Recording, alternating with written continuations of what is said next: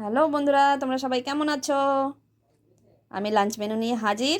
দেখো আজকে লাঞ্চ মেনুতে কি আছে। আছে পার্শে মাছ ভাপা। এটা আমার হাজবেন্ড করেছে। এই যে পাতাটা লেগে আছে, দারুণ টেস্টি মাছ পাতা। আর আছে ইলিশ মাছ ভাজা।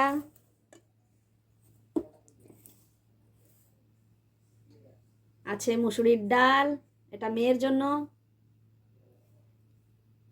আছে ঝিঙে পোস্ত, সব আমার হাজবেন্ড করেছে আজকে। আর আছে ভাত। তো বন্ধুরা, তোমাদের আজকে লাঞ্চ মেনুতে কি আছে কমেন্ট করে জানিও।